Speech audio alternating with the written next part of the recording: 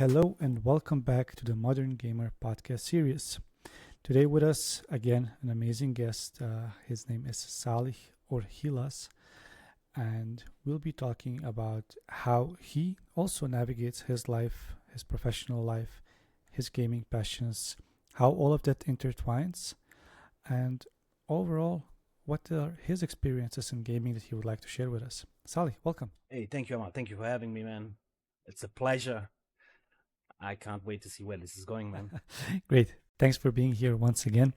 So, Salih, tell us a bit about yourself. So, who is Salih? Who is Hilas? How are those two intertwined?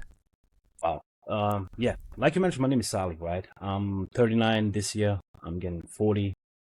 Damn, that's a big number. And yeah, born 84 in a small town in Doboj in Bosnia and Herzegovina. Moved to Germany, lived in Germany. This is actually where my gaming career, so to say, began. And it began actually very, very early, right?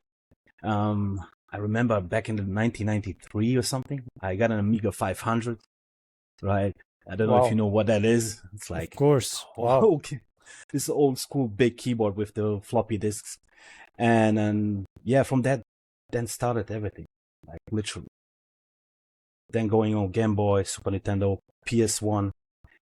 And PS1 is actually the big breakthrough for me when it comes to the gaming, and there was a whole lot of games that I played, and one game in particular was Final Fantasy VII back in the days. So I the think that original started one. I think that started my whole gaming career, please.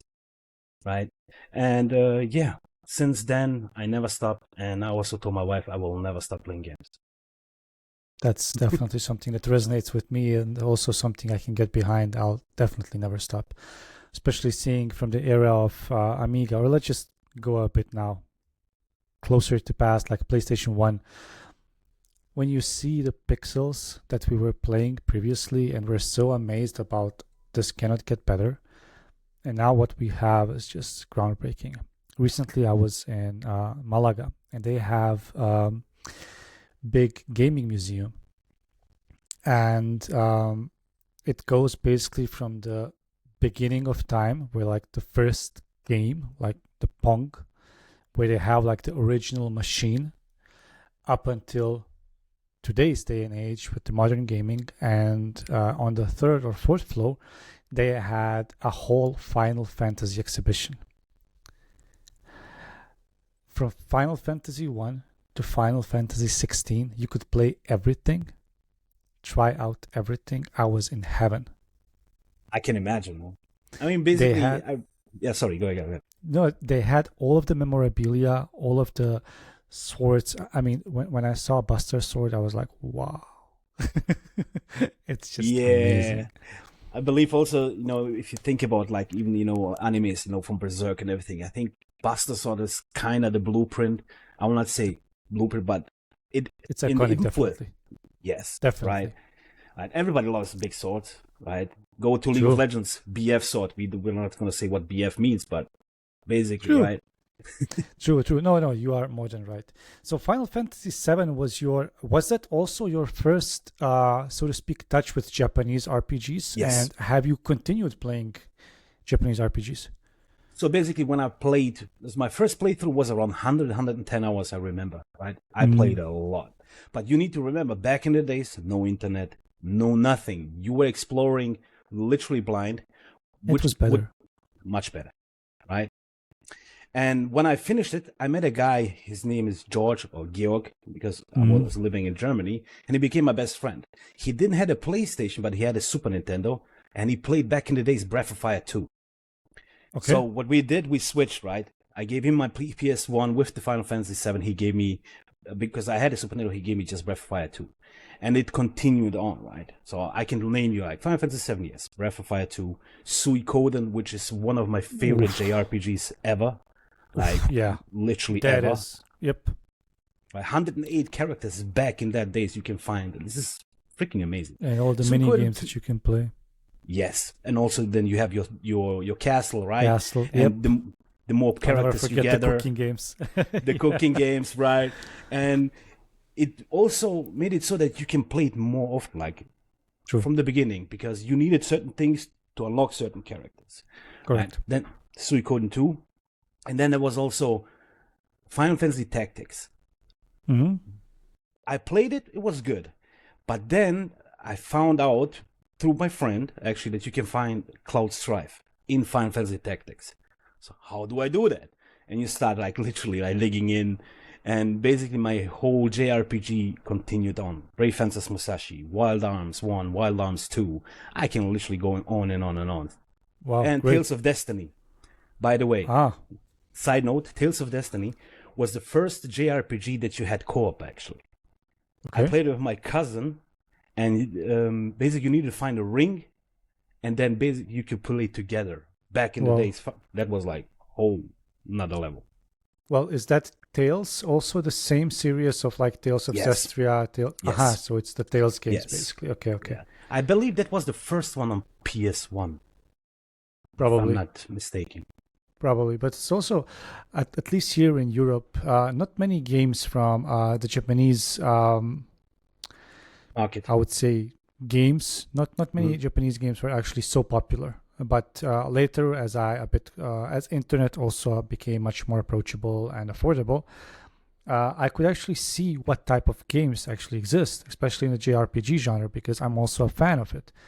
And then I see, wow, I've really missed out a ton.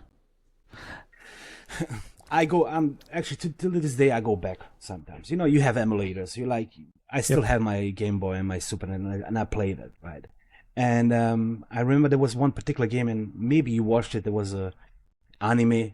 There's a soccer anime. Was Tsubasa Otsora. Who didn't watch that? Who didn't watch it, right? I remember I had a friend in Germany. He had a Super Nintendo, and he got the Tsubasa game for Super Nintendo, but it was Japanese. And you needed an extension for the Super Nintendo. Yeah, for the cartridge, right? Mm-hmm. Yes. You put the game Tsubasa, and you need to put a German game on the back, so it helps you to run the game. Like, it was like, it took a while. And that opened actually my whole new view of gaming in general. Like, it's not just bound to Germany, because I was living in Germany back in the days. And this is when I started also to play English games, and how I learned English actually through gaming. As many of us did, definitely. I still remember, like, I was very young. My English was very, very bad, honestly. And it was a game called Driver. I don't know if you remember that one. Yes, sir. And like one of the first missions is actually you learning to drive in that garage underground. And there was like do a 360 with the handbrake or something along those lines. I had no idea what that meant. I was doing everything possible that I can do to figure it out, and I just by chance did it. I was like, yeah, finally. And it's just amazing. And one thing that I really think and really, really believe is that gaming was much better in the past. Not because the games were more quality-wise or something like that. We had bad games there. It's because we didn't have internet. 100%. We didn't have meta gamers, meta slaves, so to speak. We didn't have people who would bash the game immediately day one. People who had, by whatever reason, 200 hours a week to play a game and then say, okay, yeah, there's not enough content for this. Like, come on, touch some grass. It changed everything once the internet came out, right? Not came out, but it actually became popular and accessible for everyone, right?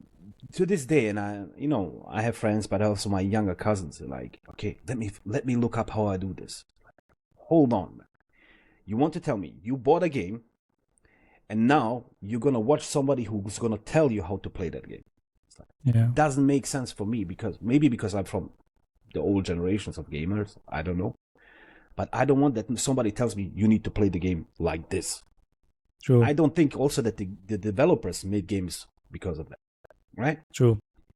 Elden Ring, really good example, right? You can go ahead and find out the whole build, and everybody does it. Like at the end, like when I do New Game Plus, of course I'm gonna look what the best builds are and stuff. But the first playthrough, just take your time, enjoy it, man. Even if you do a mistake, who cares? Right? Yeah, I wholeheartedly agree, especially on the fact, I mean, of course, New Game Plus, different playthrough, okay, you can look at it, what's like maybe like mathematically best. But one thing that you mentioned that I also would like to talk with you about, you said maybe I'm from the older generation. I would also say that the need for easy mode, for tell me what I need to do, also spans in the professional world, also spans in everything in life with the younger generations, where they would like to have everything immediately. And that also has given birth to FOMO shops, battle passes, pay to win, pay to progress, pay to earn, pay to play. It's essentially pay to live almost. I mean, pay to game. And I think it's only going to get worse and worse. Look, I agree. It's gonna get worse, but at the end, it really depends on the end user, right? It depends on you how you gonna approach it. Are you gonna utilize it? Of course. Okay, now I'm playing Diablo 4 new season, whatever. Okay, I'm gonna purchase the battle pass, right? Because I want the microtransactions. I want the skins and all of these things. But this is where it ends for me, right? If you're, for example, in competitive esports, if you're like esports itself, you need the best. You need to be like on point because first of all, that's your bread and butter. You're earning money through this. You're living out of it. Of course, you're gonna then utilize these things. But as I want to say, semi-casual or between casual and hardcore gamer, right? Depending on how many hours you put in on a daily or weekly basis, it really, really depends on yourself. I personally, I'm doing it. I'm just using for the skins because I like to look shiny, depending on the game. And for me, Path of Exile is just one good example. I'm going to always support that game and I'm going to buy all the skins and everything. I want to look good, look shiny there. But it's not going to help me, or I don't want that it helps me like to progress the game better. I'm completely against it. So one thing that I think myself and the listeners can notice, you're quite a variety gamer. Like you mentioned, Diablo, Elden Ring, older JRPGs that you still play.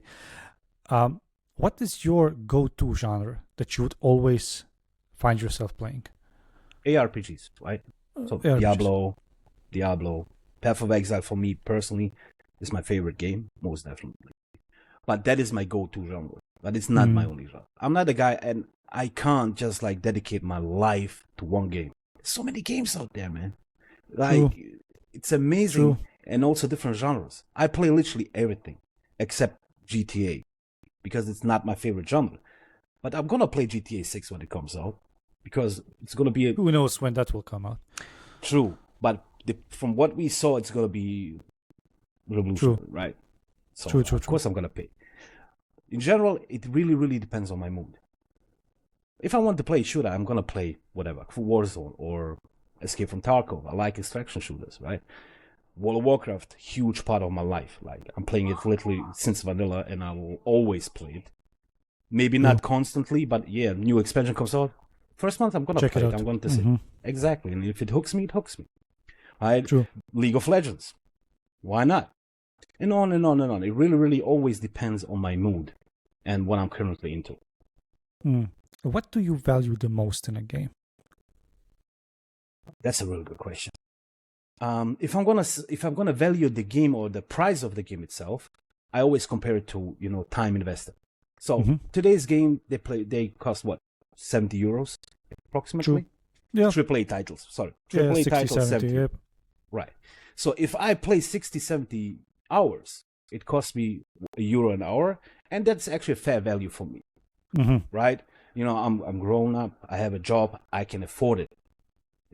If you asked me this question, like, let's say 20 years ago, it was going to be a different answer. So that is the first one. And the second part, it really, again, depends on the game. And really two good examples are Path of Exile and Elden Ring. Basically, the freedom. I don't like games that bound me. You need to go this way. You need to do this. No.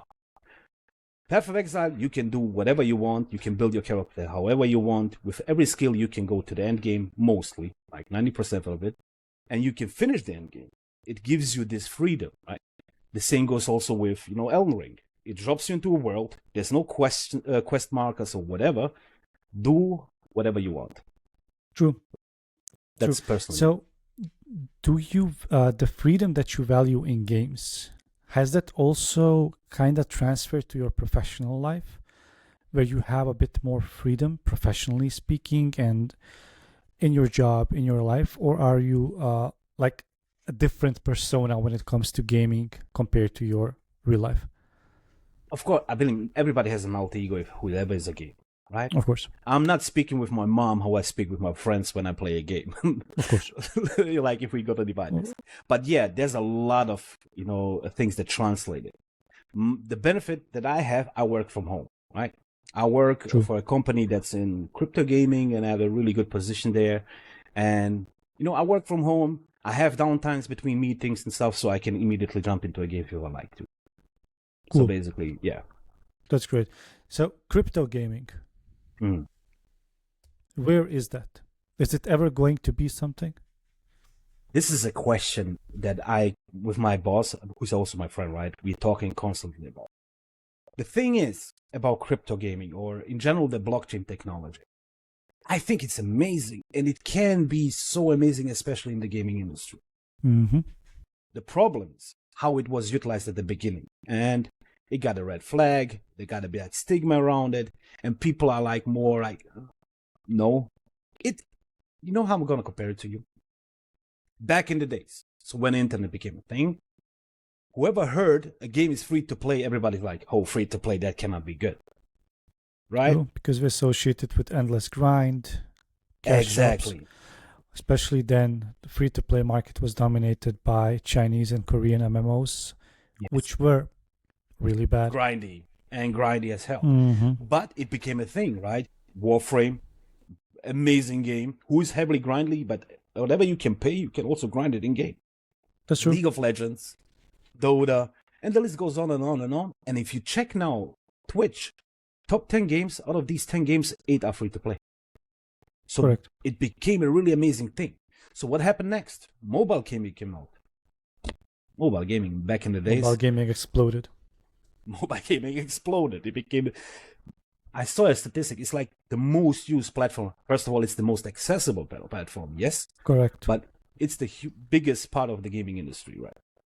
And the next logical thing, okay, now is crypto gaming or blockchain gaming, call it whatever you want. It's the same thing. So I see that's going to be a thing in the near future. I will give it maybe 5, maybe even 10 years. We don't know. Maybe even tomorrow. You never know what's going to happen. But I believe it's become a thing. Why? The blockchain technology, and we're going to use, for example, Fortnite.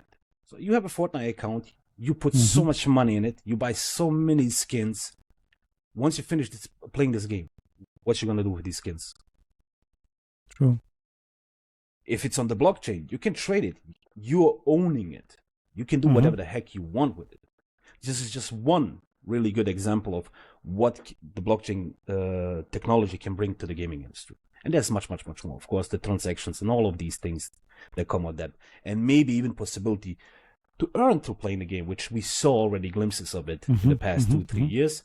But it's still far away from what's going to be. But I believe it's going to be a thing, yes. So we are still in the phases of early adoption, so to speak, where it's like... I think, yes. Okay. No, I mean, that's good. I'm happy that you shared. It's pretty much like an insider information.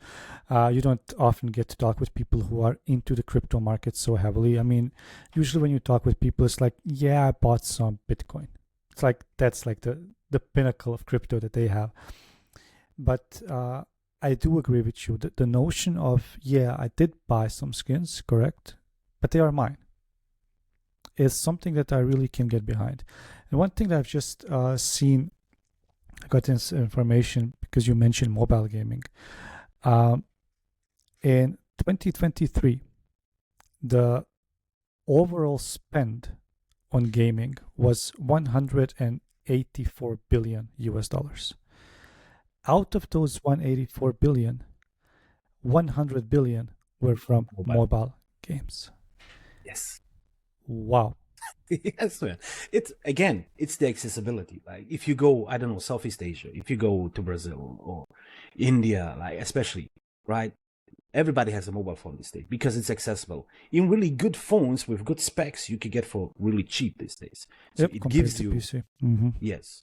And then you have really amazing games now on mobile phone, right? You have Wild Rift, League of Legends, you have PUBG Mobile, you have Call of Duty Mobile, you have Fortnite, like all of these big games, which are actually part of the top 10 on Twitch, right?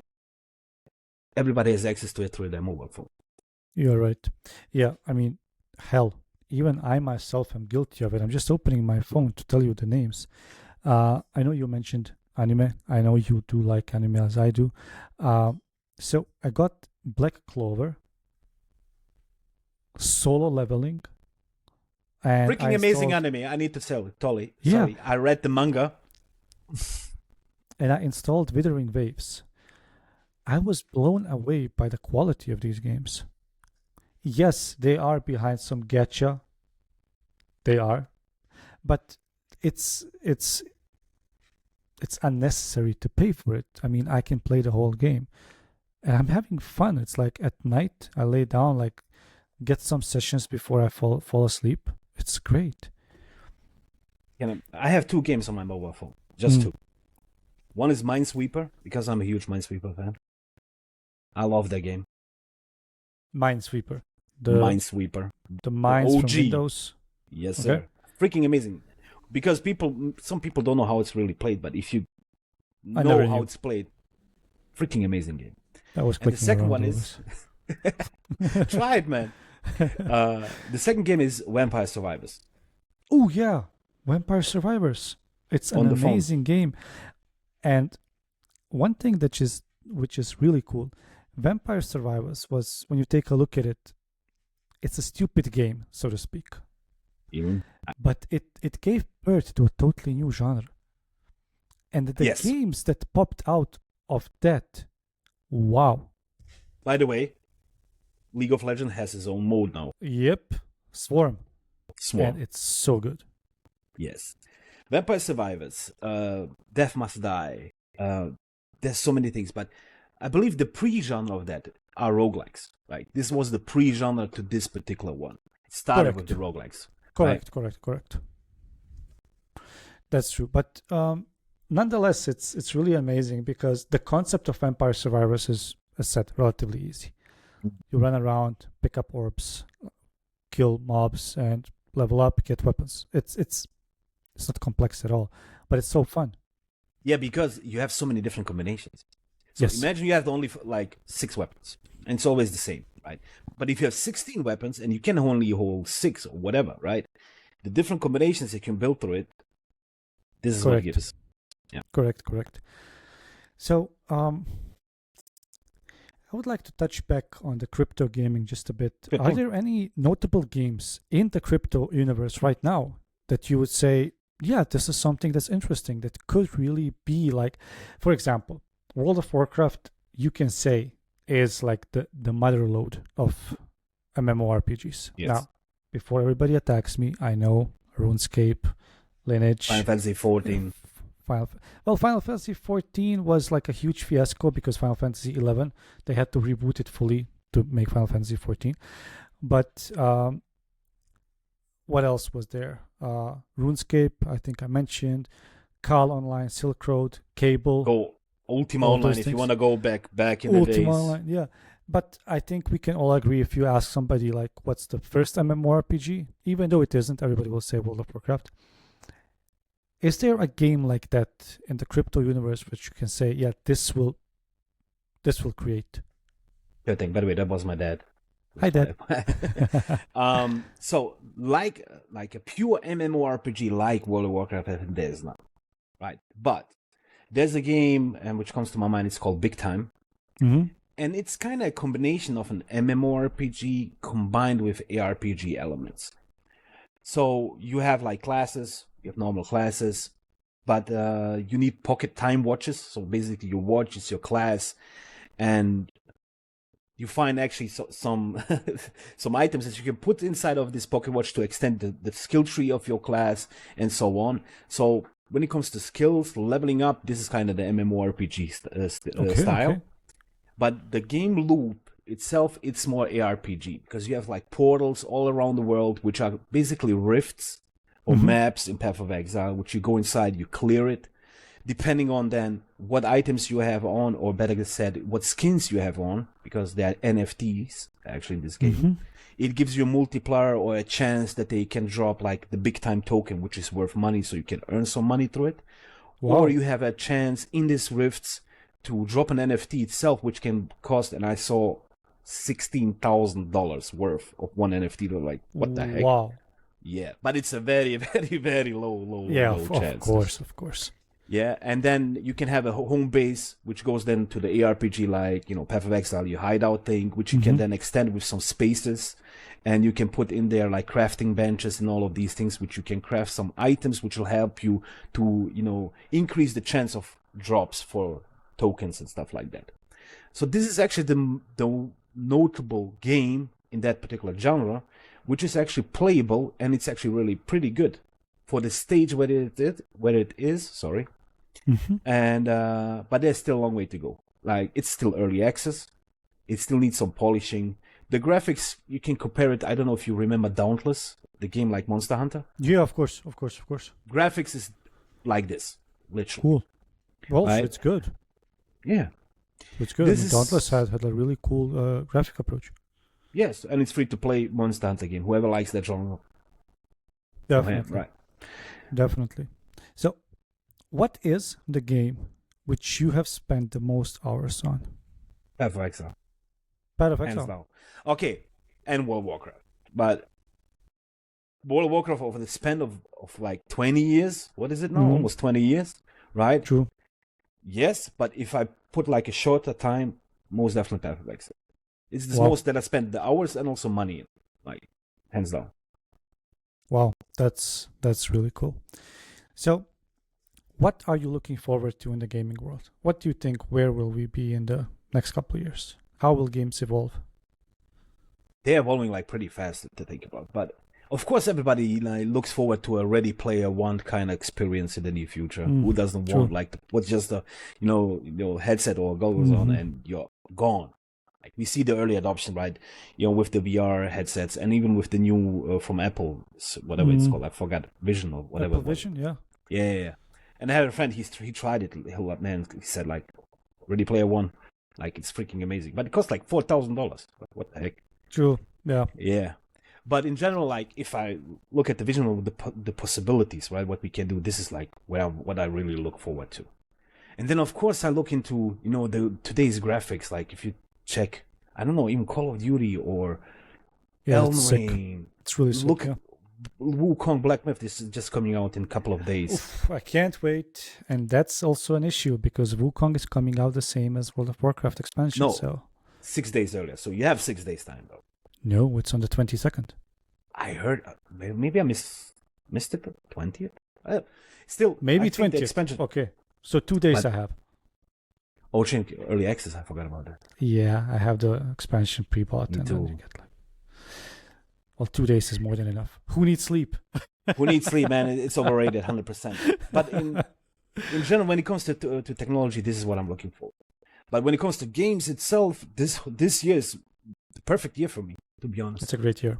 Yeah, right? It's a great year, honestly. All my genres, we have now, like, I don't know, a couple of days ago, Path of Exile new season. 2 days ago, Diablo 4 new season. Now we have Wukong coming out, right? Then we have World of Warcraft expansion coming out 26. Mid of September, Throne of Liberty coming out. Beginning of October, Diablo 4 expansion. End of this year, Path of Exile 2 early access. Like, it's a perfect year for me. Yep, not enough time, definitely. No.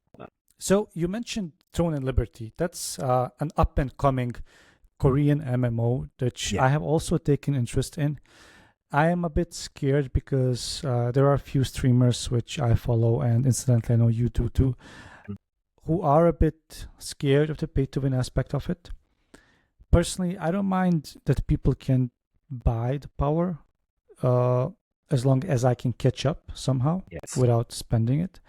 But seems like the newest edition that Nexon has done and Amazon Games are really favoring the whales. So I hope it will not be true because Throne and Liberty really does look interesting. I hope it doesn't become immortal, like Diablo Immortal, right? True. In general, and I also wanted to also touch base a little bit with this pay-to-win thing. If it's a game, like you mentioned, that you can catch up to, look, if I don't work, I have the time, I'm spending time to earn whatever I need to earn in the game. If you have a job and you're grinding real life, then you exchange whatever you earn in real life to get to the same progress as I am. So basically, it's almost the same time-wise, if you think about it. True. Yeah, Right. true. You can take a look at it that way as well, definitely. Yeah.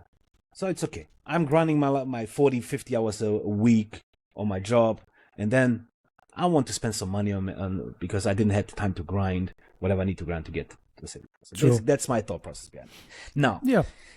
if it's a thing, and I think we talked even yesterday about it, right? Yeah, we did. PvE wise, it's one thing, but PvP wise, it's a whole nother beast. True. Right? Yeah, it is. If my skill level is better than your skill level, but you go ahead and you take your credit card, you swipe it, and you're stronger than me, and I can't even do anything against it, even though I'm 100 times better player in that particular game, whatever, that is an issue. True. I mean, there's like two things which I personally will never understand. It's that pay to win aspect. So say it's a pure PvE game, I buy the power and then I basically one-shot the bosses. Now I'm thinking for myself, where's the fun in that? Like, the second portion is I buy the power again, go into PvP against you who I don't know, you have like normal gear which you have caught up in the game. I one-shot you. Where's the fun in that?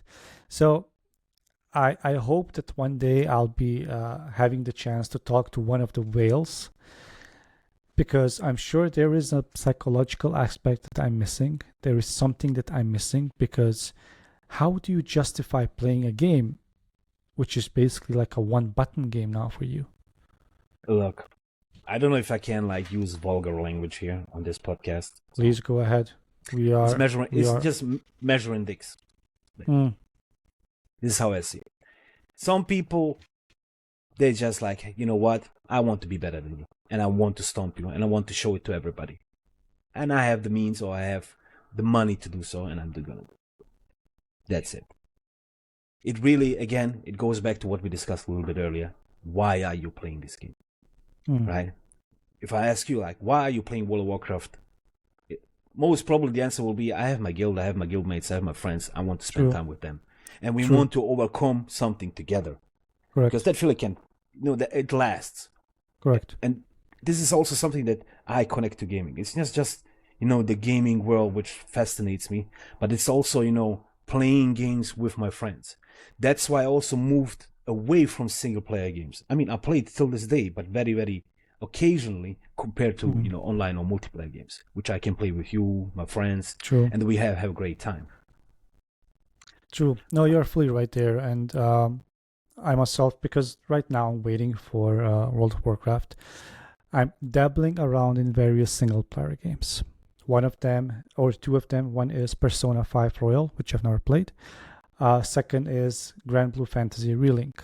Both very similar games in the aspect of how they are played. And the biggest issue that I have is I miss the competitive nature of a game where I know that I beat another player by even my though it's skill. Your best friend who's like, exactly, we're in a dungeon and we are both DPS and you beat me in the DPS. Exactly. We can trash talk.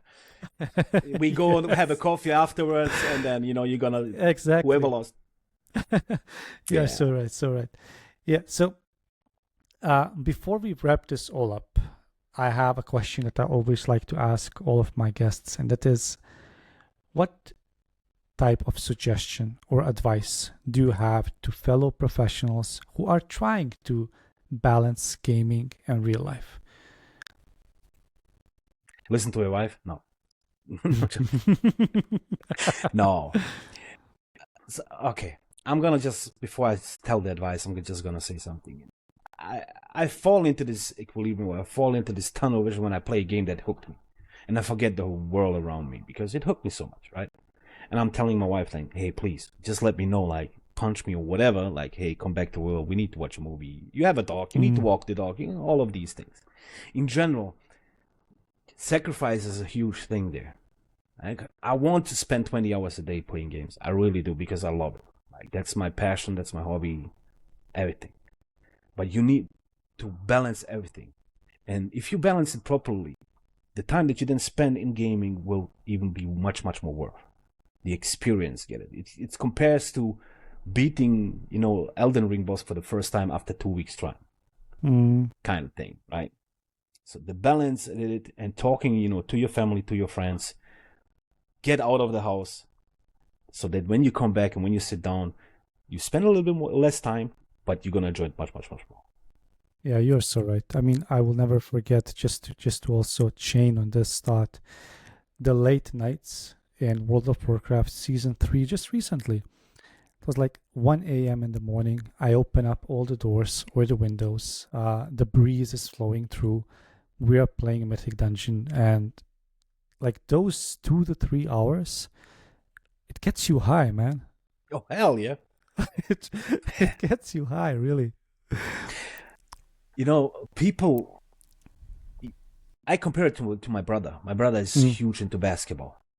And when he plays basketball and he goes into this tunnel vision and I'm sitting on the sideline and I'm looking at him, it's like, man, I understand him. Even though it's in gaming, it's the same thing. Like when you have this passion, like this love for something, you do it. And then you share with people who have the same passion. Yeah. Yeah, it's totally different one. Yeah. So, Salih, this kind of wraps up our today's session. I would like once again to say thank you for joining us today, for sharing your advice and your ideas.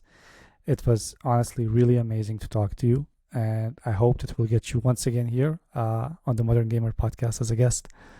Thank you so much for having me. I'm gladly coming back. Not only once, multiple times if you want to have me.